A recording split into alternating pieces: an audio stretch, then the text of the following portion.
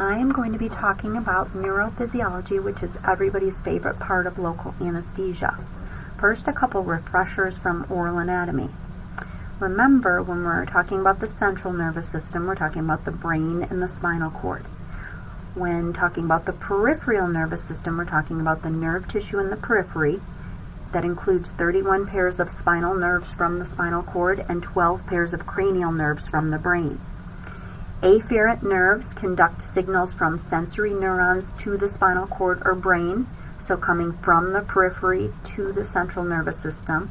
These are incoming messages. These are afferent nerves capable of transmitting pain sensation. Then we've got our efferent nerves. E conducts signals away from the brain or spinal cord to the motor neurons. This is outgoing information to the somatic nervous system that controls voluntary and reflex activity, and to the autonomic nervous system, which controls involuntary, or doesn't control, but it's involuntary, sympathetic fight or flight, parasympathetic rest or digest functions. Then we've got neurotransmitters, which are endogenous, body-made chemicals that transmit signals from neurons to the target cell across the synapse. When we are giving a patient local anesthetic, they are experiencing a loss of nociception or a loss of pain. The local anesthetic sets up a chemical roadblock between the source of the impulse and the brain, preventing depolarization of the nerve membrane. Specifically, local anesthetic binds to the sodium channels. It inhibits or interrupts the influx of sodium. The action potential cannot rise, and the signal conduction is inhibited. Local anesthetic prevents the increase in sodium permeability of the cell membrane, and local anesthetic displaces calcium ions in the cell membrane. Calcium ions are the gatekeeper, so local anesthetic displaces the gatekeeper. Now, the difference between the motor neurons, the efferent nerves, and the sensory neurons, the afferent nerves, is the location of the cell body. The picture that we're looking at right here is a sensory neuron. It has the cell body off on the side. The cell body is off on the side, attached to the axon by the axon hillock. We have the nodes of Ranvier, the Schwann cells, and then the dendritic zone, which is our terminal arborization zone. The dendritic zone responds to stimuli from tissue. The axon is a thin cable-like neuron that transmits impulses from the dendritic zone along that axon to the other end to be able to go through a synapse to the next neuron. The axon hillock is where the axon emerges from the soma. It decides whether to send impulses further down the axon. This is where the greatest density of voltage-dependent sodium channels are, and this is the most easily excited part of the neuron. The axon itself is the single nerve fiber.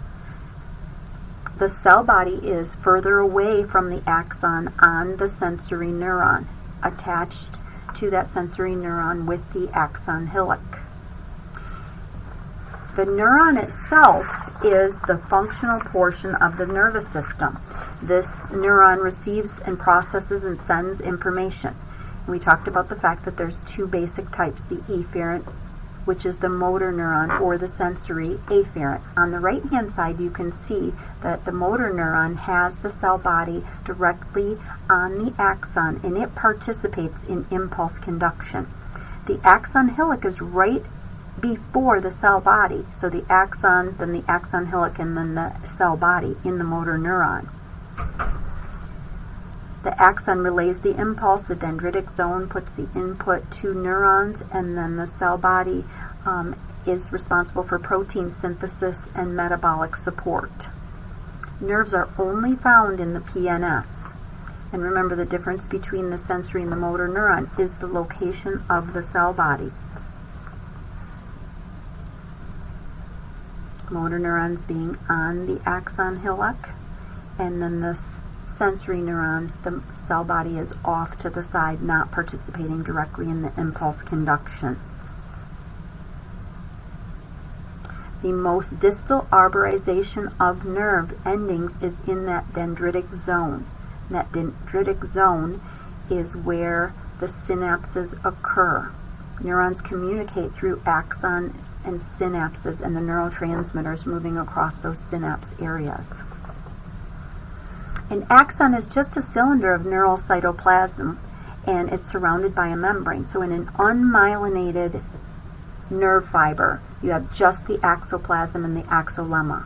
In some nerves, the membrane is covered by myelin, and myelin is made from Schwann cells. Myelin is protection and insulation for the neurons. There are constrictions at regular intervals within that myelin sheath between the Schwann cells that are called nodes of Ranvier. Those are uninsulated gaps on the myelin sheath between Schwann cells. The proteins act as transport vehicles and receptor sites.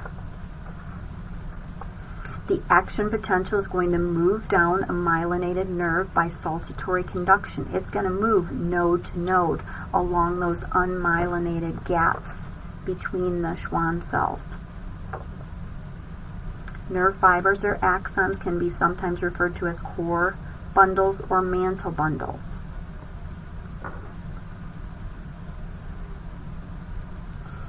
Each single axon is one nerve fiber surrounded by an endoneurium. Within a group of nerve fibers, that group of nerve fibers is called a fascicle. So a fascicle is a lot of single axons surrounded by endoneurium, grouped in a bundle. That fascicle bundle is wrapped in perineurium. The entire nerve is wrapped in epineurium. So you're going to remember this, that the epineurium is the outer layer of the nerve cell, and then the perineurium surrounds the fascicles, and the endoneurium surrounds just the single axon. So endoneurium is a single axon, perineurium surrounds the fascicles, which are groups of single axons bundled up into a group, and then the epineurium, or the outer layer, surrounds the whole nerve.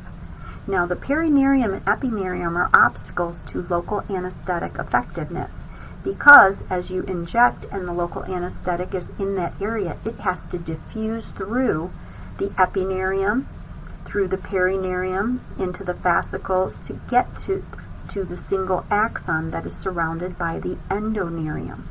So perineurium and epineurium are obstacles to local anesthetic.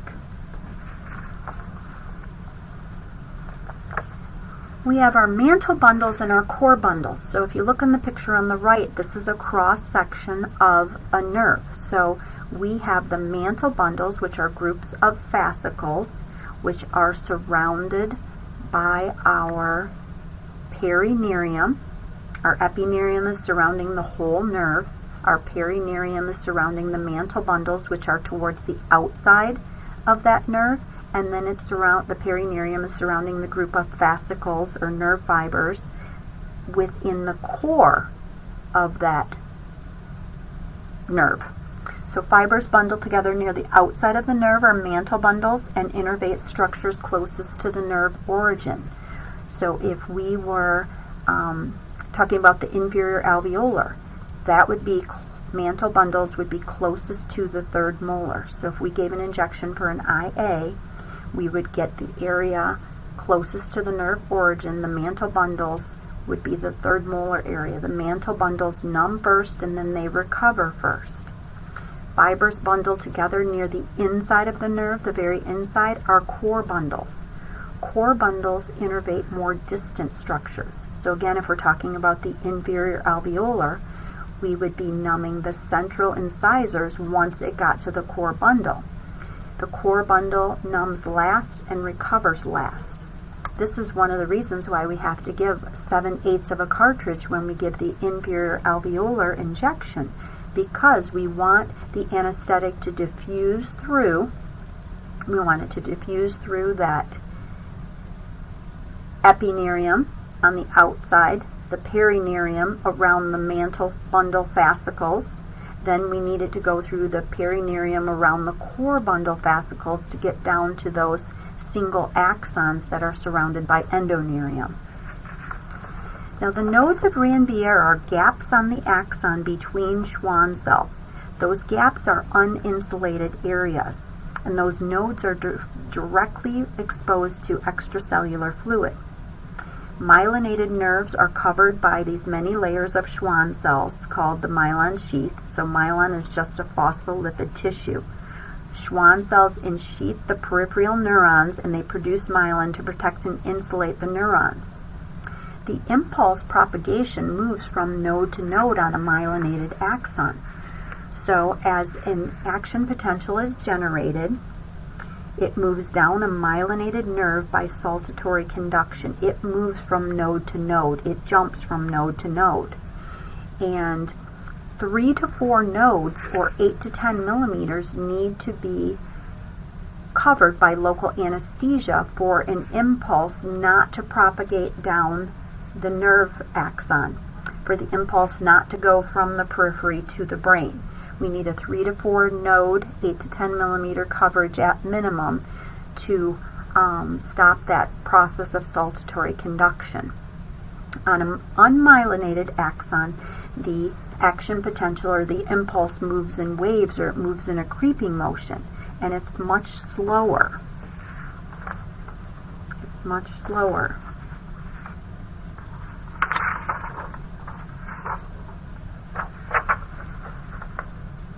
Action potentials move down the myelinated nerve by saltatory conduction, star, star, star.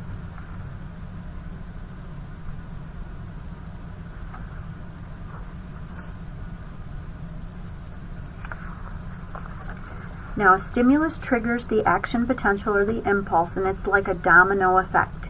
It's initiated by chemical, thermal, electrical, or mechanical stimuli. Once the action potential is initiated, the amplitude and the shape of the impulse remains the same regardless of the strength of the stimuli.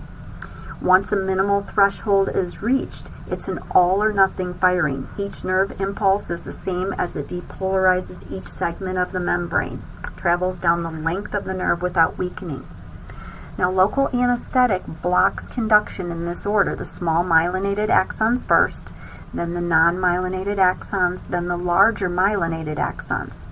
Remember, myelin is just composed of phospholipid tissues. Type A delta fibers are the largest fibers. They're primarily in skin and mucous membranes. They're myelinated lightly. They're responsible for pressure and motor sensations. Specifically, type A delta fibers are responsible for bright, sharp dental pain. We have type B fibers, which are myelinated, and they're moderate in size, but they're pretty much indistinguishable from A, and they're not responsible for dental pain. I included these because otherwise somebody would say, hey, what about type B fibers? We need to worry about type A delta fibers for the bright, sharp pain, and type C fibers. Type C fibers are unmyelinated. They're the most numerous in the PNS. They're responsible for dull or burning pain. Both type A and C are found pretty abundantly in the oral cavity. C in greater distribution, but A are larger. So make sure you know those. Larger A fibers require more anesthetic volume than the smaller C fibers to complete the nerve block. Anesthetic blocks the C more easily due to the lack of the myelin sheath. The inferior alveolar and the posterior superior alveolar require more anesthetic due to the larger nerve fiber. As the impulse is moving, these impulses are moving down the neurons, down the axons, through the neurons at about 7 milliseconds, so they're moving very fast.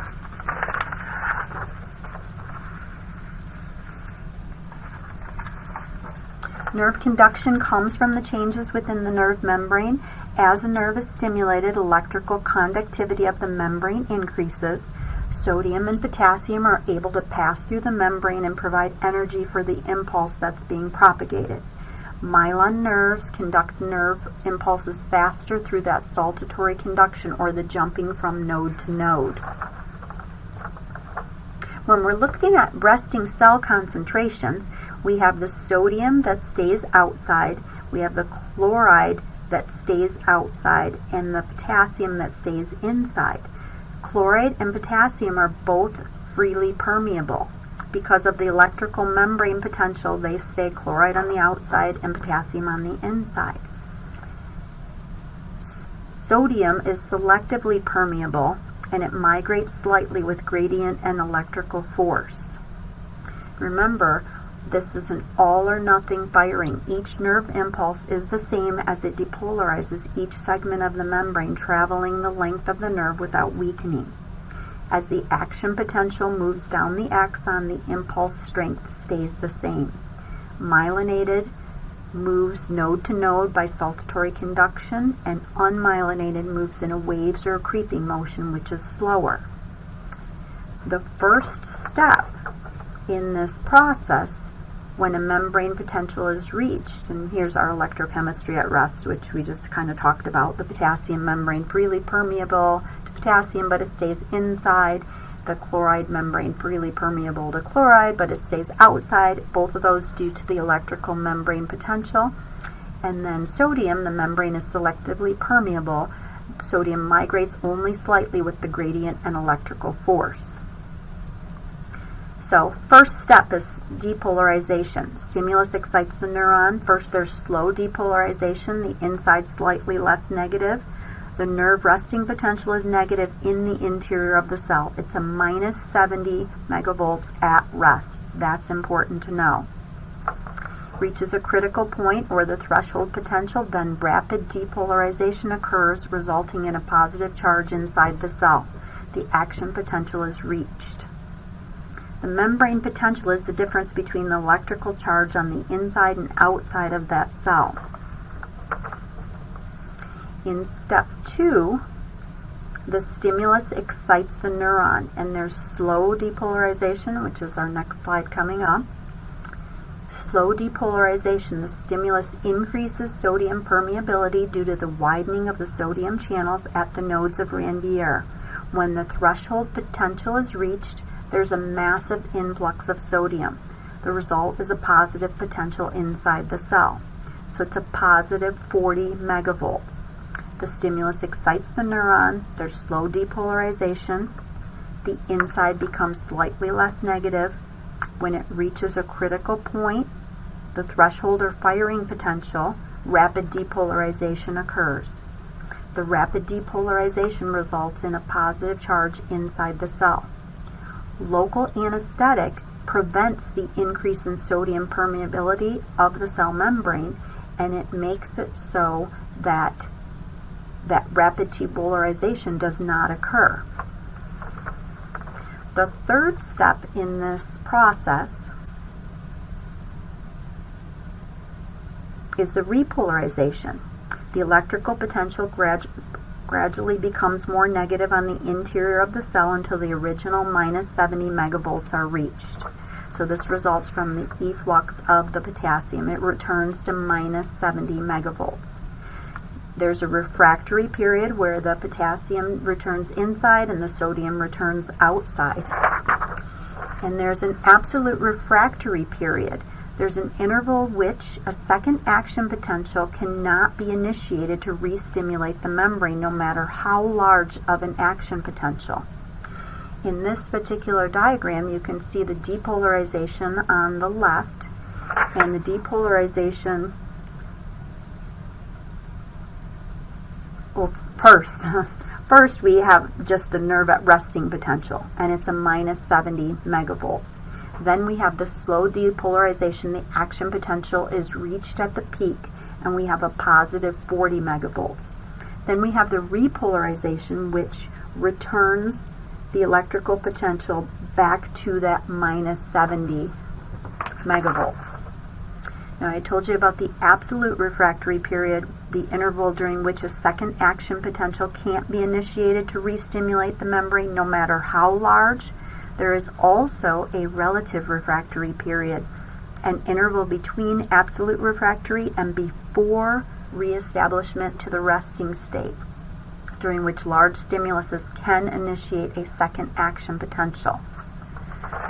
And here we've got the rest, the depolarization, the repolarization going back to more negative. Now there's two different theories of action for local anesthetic. And the first one is membrane expansion theory. The local anesthetic agents are lipid soluble. They insert into the lipid bilayer of the cell membrane and cause the sodium channel diameter to be decreased. They change the structure and prevent the increase in permeability of the sodium ions. And then we've got the specific receptor theory, where the local anesthetic displaces calcium ions on the cell membrane at receptor sites. Remember, we said that calcium is the gatekeeper. Anesthetics bind to the receptors in the sodium channels and block the passage of the sodium ions, which leads to the failure in achieving the threshold potential, and the action potential can't rise. The signal is inhibited, and it can't propagate down that neuron.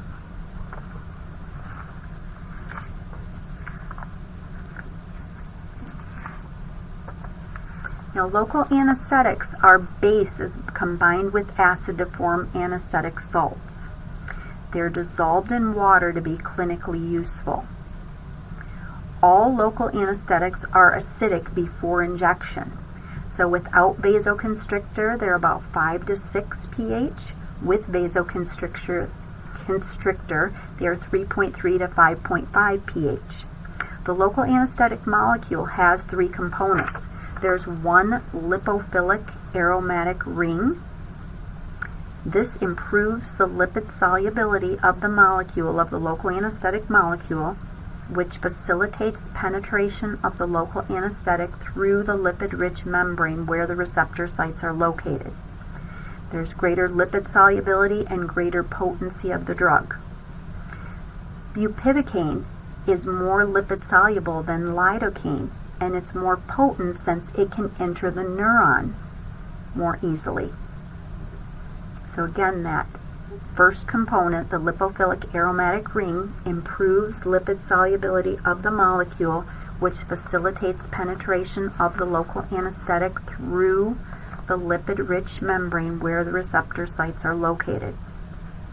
Greater lipid solubility, greater potency of the drug. Then we've got number 2, the second component, the intermediate hydrocarbon ester or amide chain. This determines the course of biotransformation for the ester or amide. Remember, there are no esters that are injectable for dentistry at this time. This determines the course of biotransformation. Esters are usually in the plasma by the pseudocholinesterase enzyme, and then the amides are in the liver.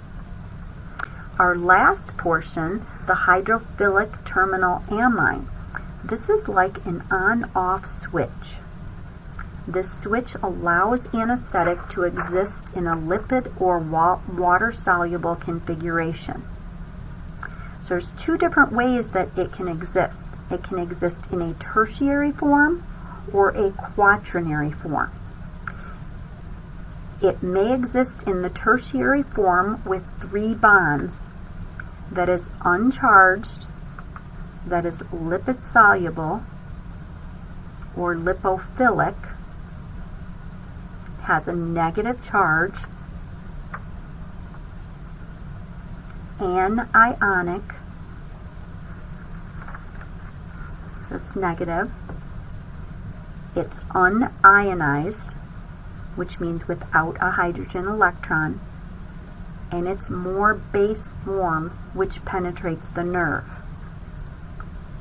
So it may exist in this tertiary form with 3 bonds, that is uncharged, lipid soluble, lipophilic, anionic with a negative charge, unionized without a hydrogen electron, and the base penetrates the nerve. Or it can exist as a quaternary form. The quaternary form has 4 bonds with a positive charge that renders the molecule water soluble. The quaternary form binds to the receptor, it's water soluble, it's ionized, because it has a hydrogen electron. It's cationic with a positive charge because of that hydrogen electron. The pH in the quaternary form is usually lower because there's more cationic because of that hydrogen molecule, and there's less free base that would diffuse across the membrane. It usually has a higher pKa and less base, which makes it have a slower onset.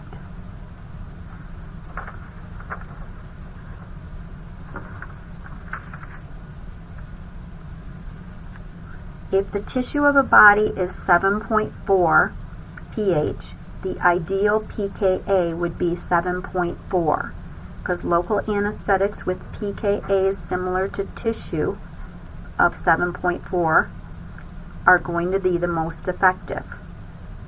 pH is a measure of hydrogen ions in solution. And then pKa predicts what the local anesthetic molecule will do at a specific pH.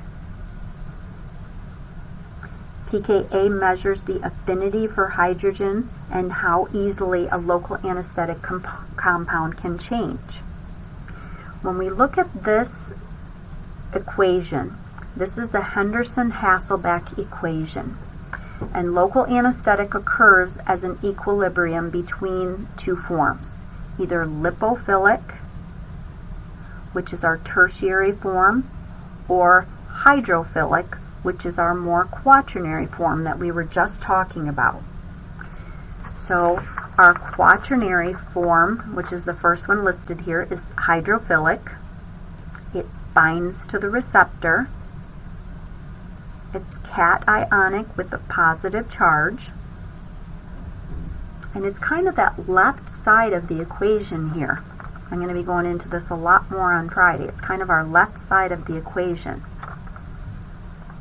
It's ionized because it has the hydrogen electron. It has a higher pKa and less base, which gives it a slower onset.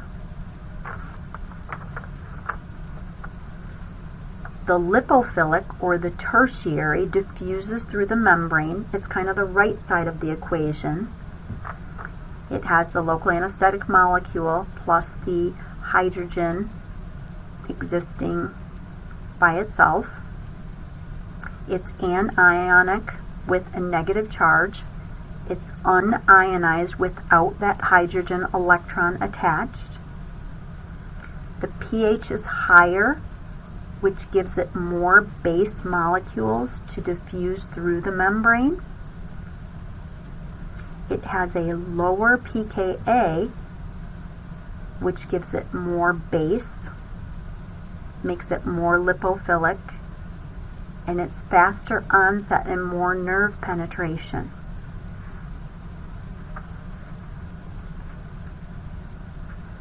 The cation, or the base molecules, are determined by the pH of the anesthetic, which, remember, we said that anesthetics without vasoconstrictor have a pH of about 5 to 6. With vasoconstrictor, they have a 3.3 to 5.5 pH. So the cationic, or the quaternary form, versus the tertiary or base form are determined by the pH of the anesthetic, the pKa of the anesthetic, which the pKa, most of the pKa's of anesthetics are 7.5 plus, which means that a greater proportion of local anesthetic comes to us in the carpule in a quaternary or water-soluble form when injected into the 7.4 tissue. If you have a higher pKa, there's a lower base, lower free base, which means it's a slow diffusion and slow onset. If there is a lower pKa and a higher base, there's faster onset and faster diffusion. And don't forget that the pH of the tissue makes a difference in our amount of cationic or quaternary molecules or base tertiary molecules. pH of the tissue is usually 7.4. If there's infection in the tissue, it can be 5 to 6 pH.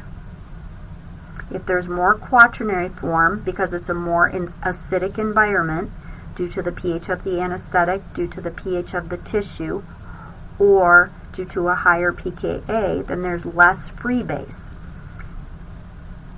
It penetrates the nerve less. If someone has infection, that's somebody with an abscess, or that's somebody with periodontal disease that has a lot of infection and inflammation throughout that is changing this pH of the tissue, and then it's also got the pH of the anesthetic. So the amount of each form, the cationic or base, is determined by the pKa of the local anesthetic and the pH of the environment. The closer the pKa of the anesthetic is to normal tissue fluid, equal amounts of free base and cation will exist.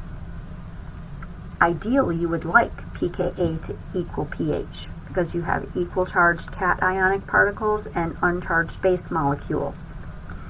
pH again measures the affinity of the hydrogen ions in solution. pKa predicts what local anesthetic molecules will do at a specific pH. pKa measures the affinity for hydrogen and how easily local anesthetic compounds change from the cationic to the base molecule, from the quaternary to the tertiary form. The pKa dissociation constant, the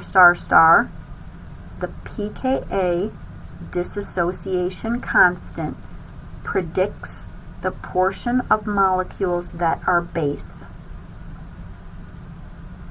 The more base molecules, the easier that the anesthetic molecule diffuses through the membrane. pKa's of locals have values of 7.5 plus, except for benzocaine, which has 3.5.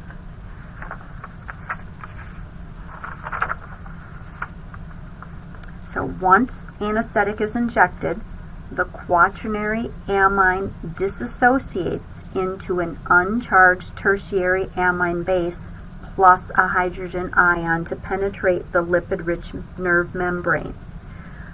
Following the penetration through the membrane, the tertiary amine base gains that hydrogen ion from within the exoplasm to bind to the receptor site. So when we saw that Henderson-Hasselbalch equation in the last slide, I almost think of that arrow in the middle as the cell membrane. So the quaternary form dissociates, goes through the membrane, so it loses its hydrogen ion, goes through the membrane, picks it back up, and then comes back and binds to the receptor site. So it loses it, goes through, regains it, comes back and binds to the receptor site. On the board on Friday, I'm going to have a list, and on one side, the left-hand side of the equation is the quaternary equation, and the right-hand side is the tertiary. And tertiary is going to be our more base, and then our quaternary is going to be our more cationic, and it's going to be a slower onset because it's less lipophilic based on the other side being faster onset base molecule. So inflamed tissue, like we just said, has a lower pH. It's 5 to 6 because it's more acidic. As the acidity increases, either with the anesthetic, with the tissue, or with the pKa being lower, there's less free base available and less anesthetic that can penetrate the membrane. To be more effective, if we're working in an area where there's an abscess or where there's inflammation and there's advanced periodontal disease or active periodontal disease, we may need to inject further away from the inflammation and possibly use more anesthetic get that patient numb.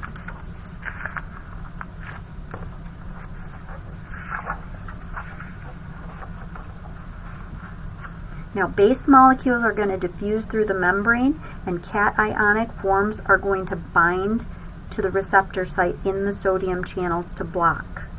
Tissue that's low in pH, the anesthetic is going to exist more in that quaternary or cationic form.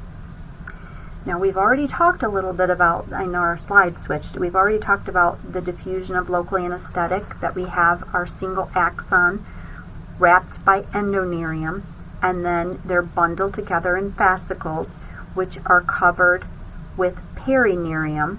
And then the perineurium, we have the core bundles, and then we have the mantle bundles, and then the whole nerve sheath is surrounded by our epineurium. And as the anesthetic diffuses through, it's got to go through the epineurium on the outside, the perineurium around the fascicles. The mantle bundles are going to get numb first, and the core bundles further in, it has to diffuse in. They're going to be numbed last. Recovery in the mantle bundles is first, recovery in the core bundles is last.